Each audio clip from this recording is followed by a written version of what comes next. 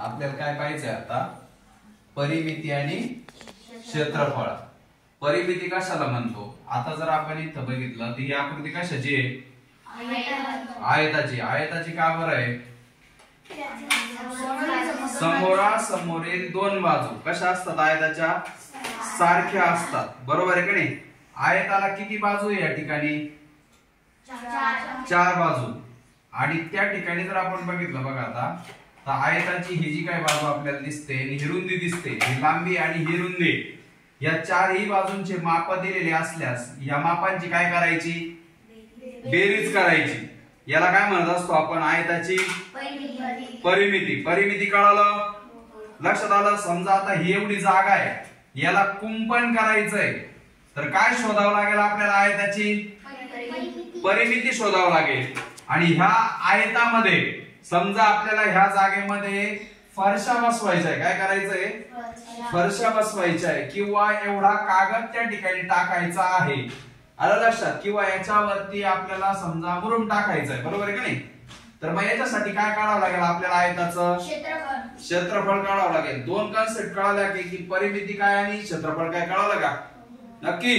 बर, त्याच्यानंतर आपण येऊया चौरस आकडे. चौरस आकडे काय असतं रे? चारही बाजू काय असतात? सारख्या असतात. मग या चारही बाजूंची जर बेरीज केली तर आपल्याला काय मिळेल? परिमिती मिळेल. म्हणजे परिमितीचा चौरसाचं जे काही सूत्र आहे ते काय झालं? काय सूत्र आहे? चौरसाच्या परिमिती काढण्याचं काय सूत्र असेल तयार होईल? माहित काय तयार होईल? चार बाजू किती आहे? चार. आणि दिलेली बाजूची लांबी. बरोबर आहे का नाही? मग 4 गुणिले बाजू केली तर आपल्याला काय मिळेल? परिमिती मिळेल का नाही? त्याच्यानंतर आपण पाहतोय की क्षेत्रफळ म्हणजे काय. आता हा चौरस आकृती ही जागा आहे. आता चौरस कशाला म्हणायचं? की ज्याच्या चारही बाजू काय असतात? सारख्याच लांब्या, त्या लांबीच्या आणि रुंदीच्या किंवा लांबीच्या असतात, त्याला आपण काय म्हणत असतो? चौरस. बरोबर आहे का नाही? मग इथं जर आपण या चारही बाजूंची बेरीज केली तर काय मिळेल आपल्याला?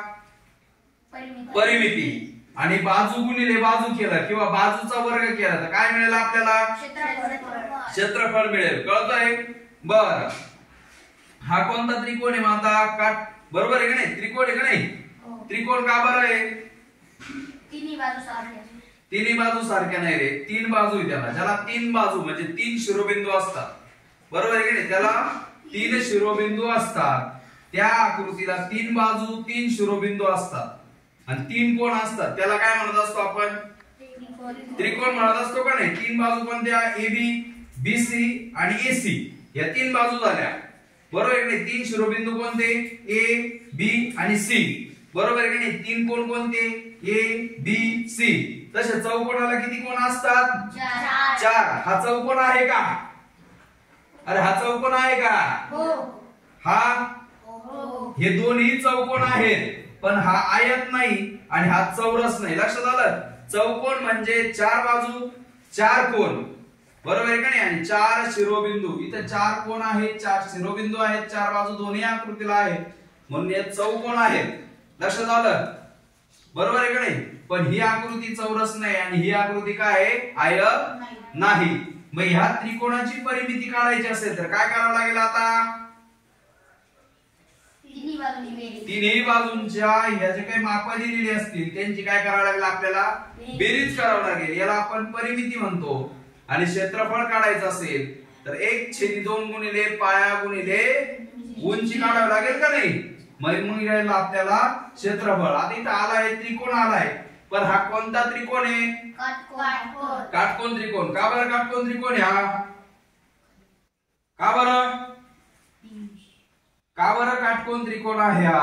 हा पण त्रिकोण आहे, हा पण त्रिकोण आहे, पण हा काटकोन त्रिकोण आहे. का बरं? का बरं आहे? सांग रे राऊ.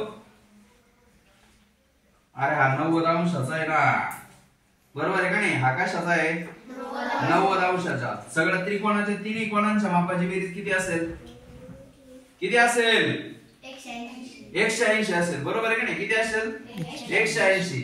याची 180, याची 180, याची किती असेल ना मग?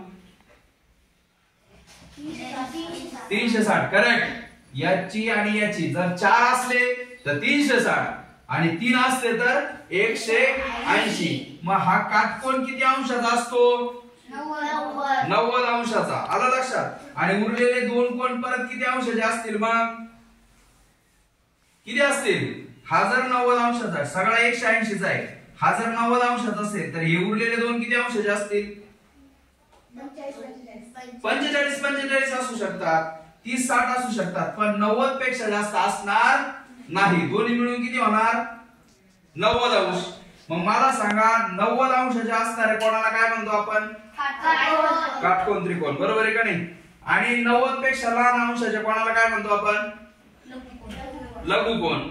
आणि 90 पेक्षा मोठ्याला आणि विशाल कोणापेक्षा मोठ्याला लिहून दिलं ना आपण शेवटच्या प्रकरणात. अरे प्रविशाल कोण. बरोबर आहे का नाही? हा बरोबर आहे तुमचं. कसं 90 ते 180 पर्यंत काय असतो तुमचा? विशाल कोण. आणि 90 ते 180 म्हणजे पूर्ण जर तो 180 झाला तर त्याला आपण काय म्हणत असतो? सरळ कोण. बरोबर आहे का नाही? 180 अंशाचा झाला तर सरळ कोण. मग 180 ते 360 पर्यंत किती असतो तुमचा? प्रविशाल कोण असतो ना. बरोबर आहे का नाही? म्हणजे विशाल कोणापेक्षा मोठा तुमचा कोणता असणार? तुमचा प्रविशाल कोण. सरळ कोण म्हणजे तो असा सरळ त्या ठिकाणी दिसत असतो. बरोबर आहे का नाही? आणि पूर्ण कोण किती अंशाचा असतो? 360 अंशाचा असतो. बरोबर आहे का नाही? हे होतं तुमचं 10वं प्रकरण की ज्याच्यामध्ये परिमिती आणि क्षेत्रफळ. आता राहत आहे बहुभुजाकृती. बहु या शब्दाचा अर्थ काय रे? बहु या शब्दाचा अर्थ काय? बहु या शब्दाचा अर्थ काय होतो? बहु म्हणजे अनेक. बहु म्हणजे काय? अनेक. आणि भुजा म्हणजे काय? भुजा म्हणजे काय रे? बाजू. भुजा म्हणजे काय? बाजू. मग बहु म्हणजे काय? अनेक. आणि भुजा म्हणजे काय?